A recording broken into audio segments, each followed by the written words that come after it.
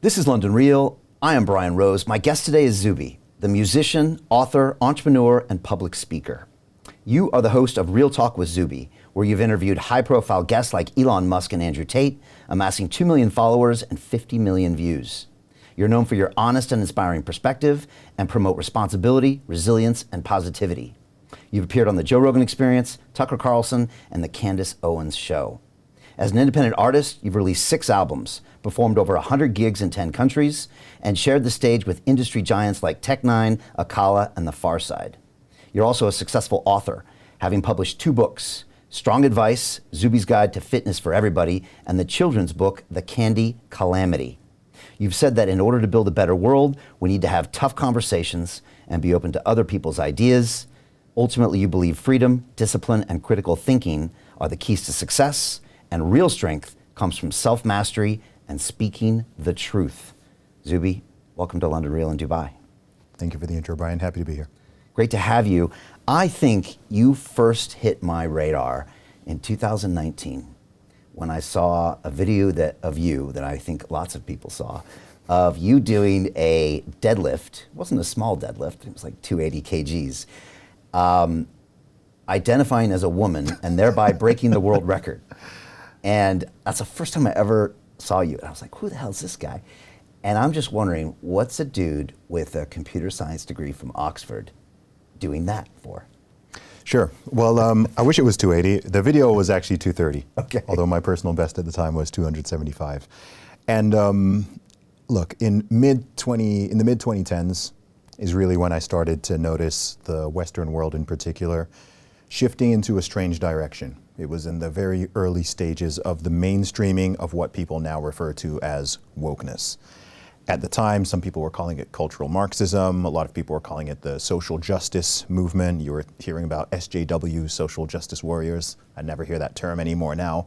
But it was the relatively early stages of concepts like, I don't know, critical race theory, transgender ideology, super extreme elements of, I don't know, some people call it third or even fourth wave feminism, strange ideas about race, gender, sexuality. All of that stuff was really coming to a head. It was coming out the fringes of academia, and it was really going mainstream. One of the things that, I don't know if this was one of the things that was actually a major catalyst to it, particularly on the gender ideology side, was actually the whole Caitlyn Jenner situation.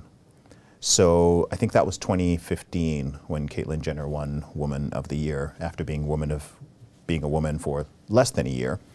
And one of the most bizarre things I found about that whole situation, which people seem to have forgotten about, was just that no one asked, what exactly does this mean? So all of the magazines, all of the newspapers, all of the TV stations, and any time it was being talked about, it was just like, wow, this is amazing, stunning, brave, she, her, wonderful, Caitlyn, go. And I'm kind of like, isn't this a guy who was Bruce Jenner, who won like Olympic medals and has been a man for, I think, 60-ish years at the time? Like, even the whole idea of Investment Club. Today, I consider it the best investment that I've ever made. We get 4 projects presented a week by their associated CEOs. Personally, I'm completely blown away by the quality of these projects, and I know of nowhere else where I would be given this same opportunity. Each week that passes, I feel more appreciative of the fact that I'm a member of this group. The vibe was just tremendous. Everybody's on the same wavelength. We just clicked. Everybody listened to each other, enjoyed their company. It was just magical. Take action. Don't take my word for it. Due diligence you need to do. And I really hope that someday down the road I see you in the club. It far exceeded expectations, without question.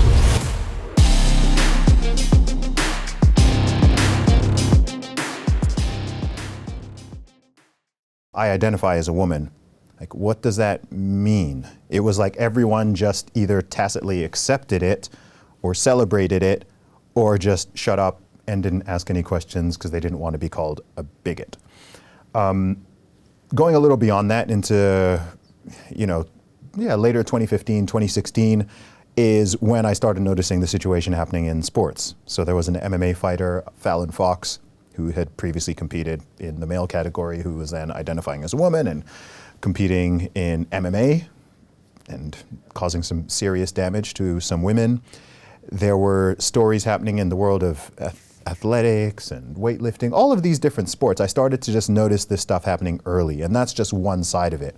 There was the strange conversations that were going on around race. So my entire life, being brought up both in Saudi Arabia and in the UK and just being raised the way I was, through the 90s, through the 2000s, even into the early 2010s, it seems like, racism has been dying out for many, many decades at this point. And suddenly, people were being told, whether you're white or you're black or you're whatever race or ethnicity you are, all of a sudden, you were supposed to care about race again. And you were supposed to judge people to some degree based on their race or treat people somehow differently based on their race. It was very antithetical to everything that I had been raised with and what I'd experienced in school and in university.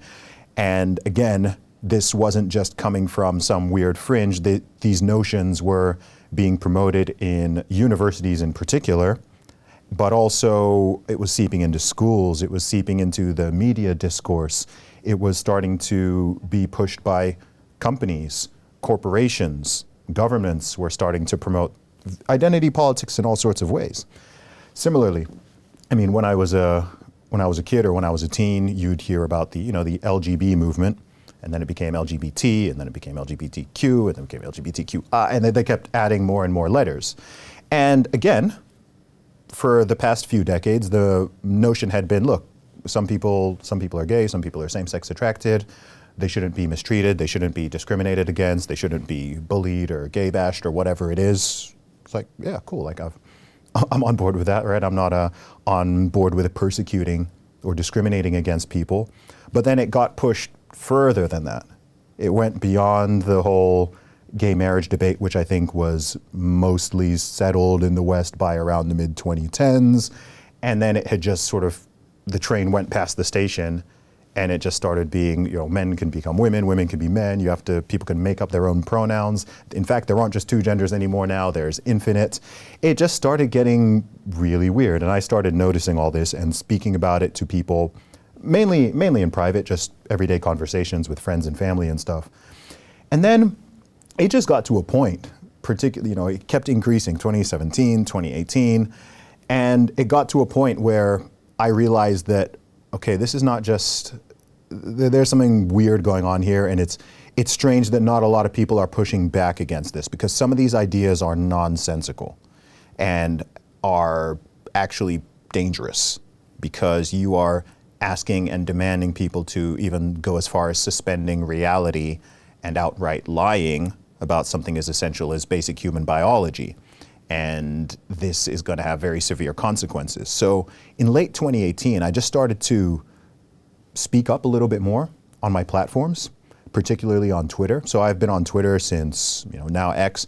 I've been on there since 2009. I've been on social media in general for 20 years at this point. I joined Facebook in 2004. So I've been on social media a long time, but I mainly was just using it as a vehicle to connect with my fans, promote my music, put out the occasional music video, let people know where I'm going to be performing, that kind of stuff. I never viewed myself as any type of cultural warrior or political figure or anything like that. I never thought that my ideas were even particularly interesting. I mean, to this day, I think 90% of what I put out there on social media and say on podcasts or say on stages is what should be common sense. I often joke that, I'm not a radical or an extremist. I'm a normal person from 2005. And I just started to, at the same time, of course, you'd had Brexit happen in the UK at this point. You'd had the first Trump election happen and all of the strange response to that it was a very similar narrative in both countries, where it was just like, anyone who voted for this is racist or is a bigot or is hateful. And I was like, even if you don't support Brexit or you don't support Trump, that's a really stupid and asinine way to view your own country, your own population, but also this issue. It's just so closed-minded. Hey, I know investing in crypto is scary.